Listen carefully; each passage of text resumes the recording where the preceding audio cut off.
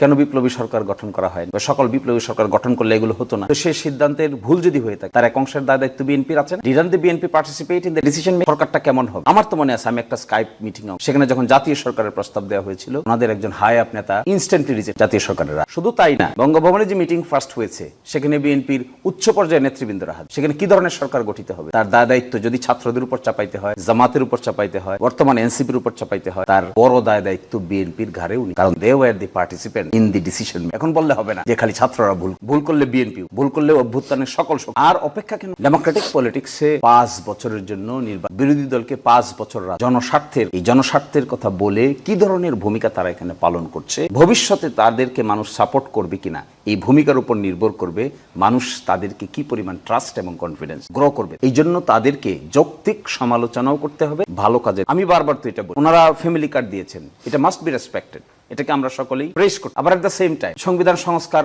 সভার শপথ নেন নাই, এটাকে ভয়ানকভাবে কারণ তারা তাদের ট্রাস্ট এবং কনফিডেন্সের জায়গা থেকে সরে গিয়েছেন। এই জায়গাটা বারবার বলতে হবে, দিস ইজ দেয়ার প্রবলেম।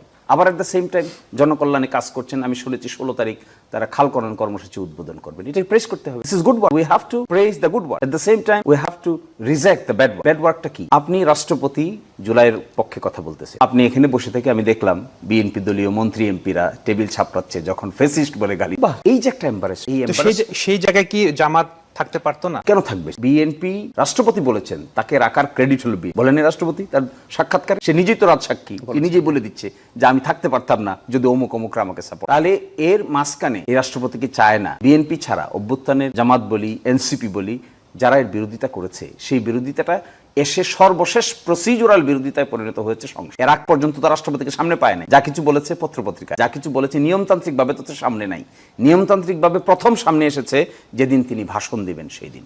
এই ভাষণের জায়গাটা ওনার মুখ দিয়ে এই উপদেশ শুনতে হচ্ছে, কে দুর্নীতিতে চ্যাম্পিয়ন হয়েছিল, কারা 2001 সালে দুর্নীতিতে চ্যাম্পিয়ন করে দিয়ে গিয়েছিল। বিএনপি তখন 2001 থেকে 6 সালের যে সরকার ছিল, ওখানে তো আমরাও পার্ট ছিলাম। ওই পার্টের সরকারে আগের সরকারের দুর্নীতির চ্যাম্পিয়নশিপের ক্যারিকেচার বহন করেছে।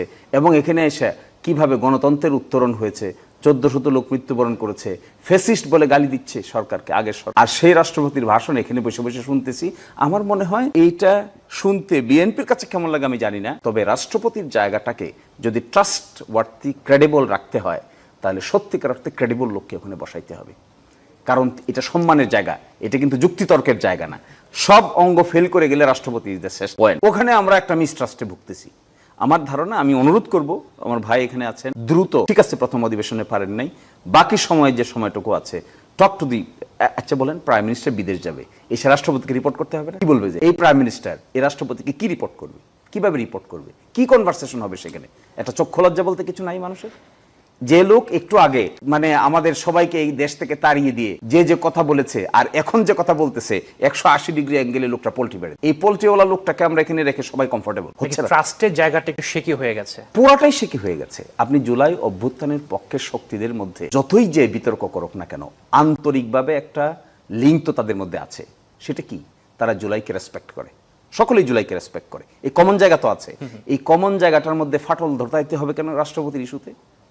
না দেখে বরঞ্চ রাষ্ট্রপতিকে যদি তারা সরিয়ে দেন, কিংবা তাদের উপদেশ ছাড়া তো চলবে না, 2/3 মেজরিটি আছে, শুধু আকার ইঙ্গিত দিলেই রাষ্ট্রপতি থাকবে না। এই অধিবেশনে পারেন নাই, পরের অধিবেশনে যদি করেন তাহলে পরাজয় হবে না, বরঞ্চ রাজনীতিতে দীর্ঘস্থায়ী বিজয় হবে।